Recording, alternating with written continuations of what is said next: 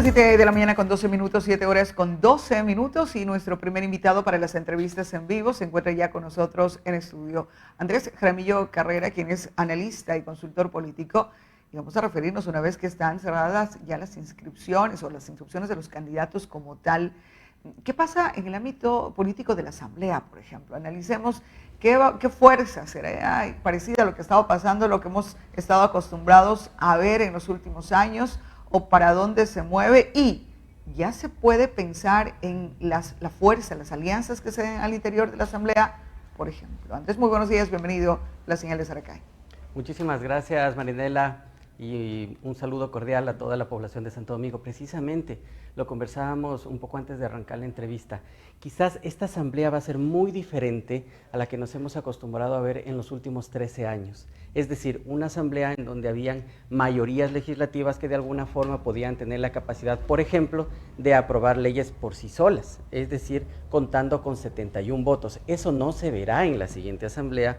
¿Cómo se presenta el escenario? Pues esta segmentación, esta polarización que habrá del voto más bien hace pensar que habrán varias bancadas de minoría, muchas inclusive conformadas con el número mínimo, que son 13 integrantes de los diferentes partidos o movimientos políticos. Ok, en ese caso en el que lleguen, pero hay muchos movimientos ahora que usted va a territorio y que posiblemente en este momento no tengan un paraguas presidencial y que son muy fuertes o figuras muy reconocidas en su territorio y que van a terminar haciéndose con una curul en la asamblea. Estas individualidades van a tener que capitalizarse de alguna manera. Y en este momento en donde la ideología de derecha, de izquierda, es una cosa como que va esfumándose, ¿a dónde se inclinarán? Precisamente, y eso dependerá mucho de la operación política que puedan hacer los diferentes partidos en este momento, no cuando lleguen a la Asamblea Nacional, porque es en este momento en donde se está precisamente logrando esos acuerdos que permitirán la gobernabilidad luego, independientemente de quién sea el binomio que se imponga, porque recordemos que los compromisos que se han asumido, por ejemplo, con los multilaterales, implican reformas tributarias que necesariamente tienen que pasar por la Asamblea Nacional. Si es que no existe el apoyo en la Asamblea Nacional, muy probablemente los binomios ganarán la presidencia y vicepresidencia, pero no podrán mantener el gobierno, Mariana. Ahora, este es un trabajo del liderazgo de los partidos políticos a nivel nacional y no puede endosársele eso al candidato presidenciable porque ellos están concentrados en campaña.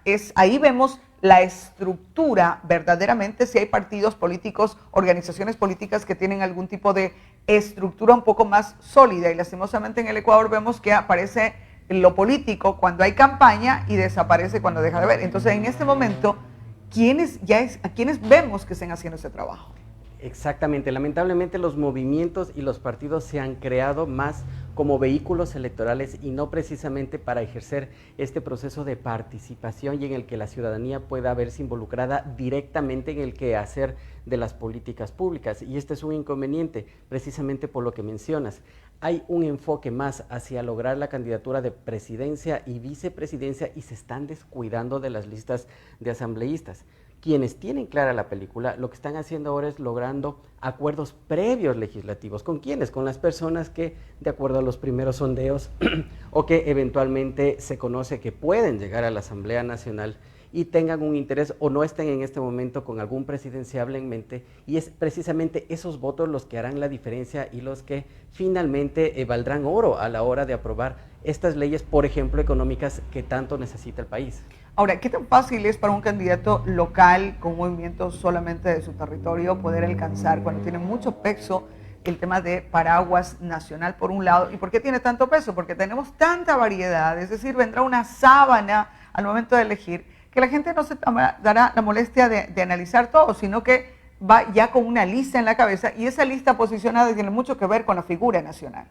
Y además que la forma en que se votará en estas elecciones tampoco es que ayuda para eso, Marianela, porque recordemos que esta vez se votará en lista, sino ya no será unipersonal como lo hacíamos en las elecciones pasadas, por tanto va a pesar mucho el nombre de la lista. Fíjate que en estas elecciones tenemos que cubrir 144 plazas, ¿sí? Entre asambleístas, parlamentarios, presidente y vicepresidente. Y hubo 2.521 aspirantes para ocupar esas 144 plazas, que de alguna manera nos da ya la magnitud y el tamaño que tendrá esta papeleta con 450 listas. Solo en Santo Domingo, 18 listas participaron en los procesos de preinscripción, es decir, será la papeleta más grande desde el retorno a la democracia. Y con 18, porque en ese concepto difícilmente multiplica aquí en Santo Domingo, 18 listas por 4, ya va a ver usted cuáles son la cantidad de fotitos que van a tener esa sábana electoral. Pero desde ese punto de vista, y como la votación es en plancha, entonces nos vamos a concentrar en 18 propuestas, 18 números. Y esos números que nos resuenan serán los más conocidos, los que ya están posicionados, es decir, los partidos tradicionales. Va a ser bien complicado que alguien vote diferente de eso, a no ser que tengas un amigo cercano, pero un voto lo votas por una persona. Eso tienes que dividirlo para 4, es decir, el voto local tiene muy poco peso en la sumatoria general. Precisamente por eso, Marianela, es casi imposible que alguna fuerza política pueda lograr 2 curules en la Asamblea Nacional. En el mejor de los casos, las principales fuerzas políticas lograrán una persona, lo que destruye ese mito de que cualquier partido podrá poner 2 personas como asambleístas en la siguiente asamblea, por todas estas razones que hemos ido debatiendo. Por el mecanismo, el método que no te permite ahora. Exactamente, sin embargo hay que tomar en cuenta algo. Muy pocas personas han decidido cómo van a votar en la siguiente elección. Apenas 3 de cada 10 ecuatorianos tiene claro cómo votará en la siguiente elección. El 70%, la gran mayoría, no sabe por quién va a votar, y esto de alguna manera responde a este hartazgo que existe con relación a la política, los casos de corrupción, la ineficiencia en la gestión de políticas públicas, la pérdida de derechos de los ciudadanos. Y veamos lo que pasa y lo que ha ocurrido ahora con la develación de las últimas encuestas de empleo y desempleo, que entiendo también será un tema de análisis en este foro durante la mañana, y es que 5 millones de ecuatorianos están en la informalidad, Mariana. Ahora, también hay que entender que estamos en una temporada especial, es decir, los ecuatorianos no se deciden sino hasta las últimas semanas. Arranca campaña, y cuando arranca campaña, que todavía no ha arrancado, está el calendario electoral, pero no ha arrancado la campaña como tal, los ecuatorianos generalmente no saben por quién decidir. Y son en los últimos 15 días en los que ya mismo, como ya vienen las elecciones y tienen fecha puntual en donde se elige. La población ecuatoriana, como usted bien señalaba, no confiamos, pero no solamente en este proceso, sino en el proceso político como tal. No nos permiten elegir de manera individual, nos obligan a votar en plancha, no entendemos luego la distribución de escaños. Nosotros pensamos que es igual que cuando votamos en la elección de la directiva del barrio. Yo voto por Juanito, mi voto va para Juanito y el conteo se suma voto a voto, así como para presidente. Entonces, ese desconocimiento hace que nos sentamos lejanos y que finalmente la democracia sea de palabra. Y a veces votamos también con el corazón y no tanto con un voto razonado. Y es que porque lo conocimos en la escuela, porque nos acompañó en un momento en algún trabajo, porque se acordó de mí cuando era Navidad, y de alguna manera estos elementos emocionales y sentimentales luego nos pasan una factura bastante grande, Marianela. Por eso es importantísimo que podamos tener un voto razonado. ¿Cómo es ese voto razonado? Primero informándose quién es el candidato, más allá de la primera impresión, más allá de ver un rostro bonito en la papeleta.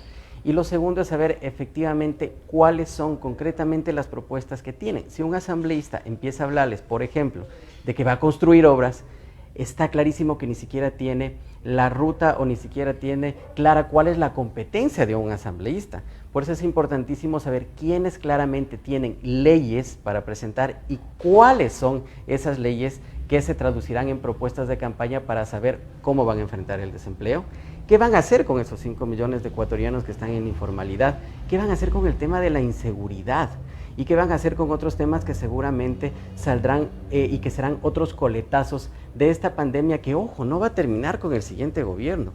Esta pandemia y esta crisis en la que estamos, que es incluso mucho más profunda que la que vivimos en la crisis bancaria, por lo menos tendrán que enfrentar al menos los 2 siguientes gobiernos. Entonces, la decisión que tomemos en este momento será importante no solamente para este instante, sino además para lo que pueda pasar con la siguiente generación. Entonces, de allí la importancia que como ciudadanos digamos, voy a apoyar a este candidato a la presidencia, y también nos toca apoyar a sus candidatos a la asamblea para que pueda pasar sus propuestas, ¿es así? Y además exigir que las diferentes fuerzas políticas sean absolutamente transparentes en los acuerdos legislativos. Ok, si es que existe un acuerdo que está sobre la mesa, que la gente pueda conocer los puntos programáticos, que la gente pueda conocer qué temas van a defender y cuál va a ser la posición sobre esos temas. ¿Qué va a pasar con el Código de Salud? ¿Qué va a pasar con la reforma laboral? ¿Qué va a pasar con las reformas tributarias? ¿Están de acuerdo con que se mantenga las sugerencias que ha hecho el Fondo Monetario Internacional? Esos elementos van a ser clave y esos elementos tienen que ser públicos, tienen que ser transparentes, para que la gente efectivamente pueda saber si es que es la mejor opción para las siguientes elecciones. Así es que como ciudadanos hay que tomar la elección a los candidatos, pregúntense, tiene la posibilidad de acercarse. Ahora las redes sociales van a ayudar mucho porque son de ida y vuelta. Si un candidato no le contesta o evade su pregunta, ya sabemos, o desconoce o finalmente va a depender de lo que diga la cabeza de ese partido o esa organización política. Preguntemos entonces sobre el Fondo Monetario Internacional. Preguntemos, en Santo Domingo hay temas muy puntuales que se vuelven muy localistas, pero hay que entender que el próximo gobierno va a tener cuesta arriba en lo que a economía se refiere. Finalmente, Andrés, ¿tendremos mucha campaña de redes sociales? Por supuesto, y de hecho ya lo hemos visto. Hay candidatos que han hecho una inversión bastante importante ya en los diferentes canales digitales y pese a que se trata de publicidad adelantada electoral, no se puede regular. Porque lamentablemente las últimas reformas que se hicieron al Código de la Democracia se hicieron pensando en una campaña tradicional y no de alguna manera pensando en un escenario digital que se lo veía venir. Que el COVID y las medidas de restricción lo hayan adelantado es una cosa, pero era un ritmo, era una tendencia mundial que se veía. Y pese a eso no hubo de alguna manera la previsión para adaptar la normativa a estos requerimientos. Ahora el Consejo Nacional Electoral ha dicho que está trabajando en un reglamento que pueda de alguna forma ser un instrumento para efectivamente regular el tema de las redes sociales, pero recordemos que la ley no puede ser retroactiva. Cualquier cosa que ocurra será de aquí hacia adelante. Mientras tanto, la campaña está totalmente en auge en las redes sociales y ahí tendremos que cuidarnos, Marianela, muchísimo de lo que serán las noticias falsas. Porque lamentablemente, así como las redes pueden ser un canal muy fuerte para la participación ciudadana y para comunicar, también va a ser una herramienta muy poderosa para la desinformación. ¿Cómo blindarnos de la desinformación? Verifiquemos siempre la fuente. Si es que existen títulos que son rimbombantes, que son polémicos, dudemos de esos títulos. Y si es que nosotros tenemos dudas, es mejor la abstención. No difundamos información que puede ser falsa y que pueden complicar el tema de elecciones, pero también la vida en comunidad. Recordemos lo que pasó en el 2018 en Pozorja, por ejemplo.